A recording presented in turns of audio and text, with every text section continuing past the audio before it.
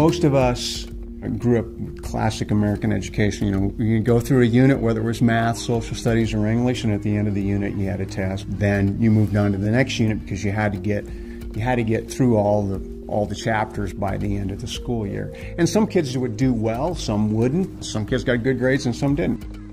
In the past, we would just move on to the next chapter in the book. And sorry if you didn't get that, maybe at the end of the year review we'll try and touch on that. We wanted to get away from that practice. We made sure that we had a time in the day where if students did not master the skill that was previously taught, we gave them time to master that. So these formatives are a way of assessing everything that you have learned about prime and composite numbers. So we're going to go ahead and get up our math offices. Put your first, last name on this test. Is this a test that you have to take really fast? No.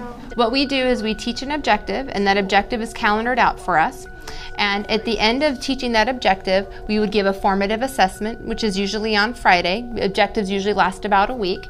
And based on the results of that formative assessment, we know if students have mastered that concept or if they have not mastered that.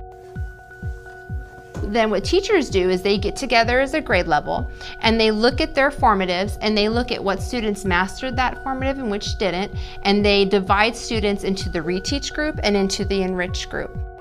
And so how many reteaches are you looking at? I'm looking at 5. You're looking at 5. Reteach, yep. Crystal, do you have your number yet? Yes, 9. Matt, what were your numbers? 8. One of the things that we found through our experience with Reteach and Enrich is that the teacher who had a very good turnout on that formative assessment, they did something right in that classroom. They did something right with their instruction on that objective. Is it safe to say a composite number is a number that has more than 2 factors? Yes. Very good. All right. That's what we're going to write down. So we felt that that teacher would be the most appropriate person to teach the Reteach group. I think they just need a little more time on this is what it looks like. Exactly. Well, I'm open to doing Reteach for prime and composite. What about what you've got planned, Matt? You had some enrichments planned, didn't you? Yeah, I did. I put 3 Enrich programs together, 3 activities. I took what you had, and then I took what you had, and I took a sample on Marilyn Burns, and I just kind of read all 3 of them, and I redid them on my board, on one of the poster boards, and I wrote it in like a child-friendly version Of the divisibility rules? Yeah, and I gave an example underneath each one. All right, so are we all set? Everybody feel comfy? Sounds good to me. Thank you, Cozy. That following week, every day, Monday through Friday, from 12:30 to 1 o'clock, we have Reteach and Enrich going on school-wide.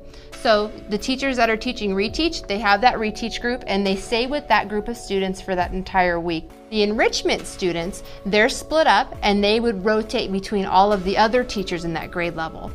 Today in Reteach, we're going to be going over prime and composite numbers.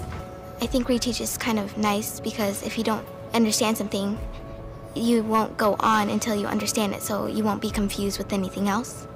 And the teachers do help you. I realize that it's not really bad, it's just that you just need a little bit more help with it. You guys did really well on your formative last week, and so today is your chance to do an enrichment portion.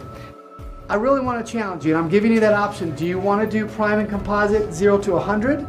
Or do you want to try prime and composite 0 to 200 using those digits? With a thumbs up, how many of you guys want to do 100 to 200? All right, I'm going to go for the 200 too, and I'll help you out, and I'll help you out as well. We knew that it worked because the very year that we took our AIMS or our standardized tests, our school became an excelling school. Our achievement is the highest in the state of Arizona, so that's something that we're very proud of. When we hold students accountable for very specific standards, and we expect all of them to know that standard, then we hold ourselves accountable for getting that job done. And that is a very significant shift from simply saying, you know what, I made it all the way through the textbook.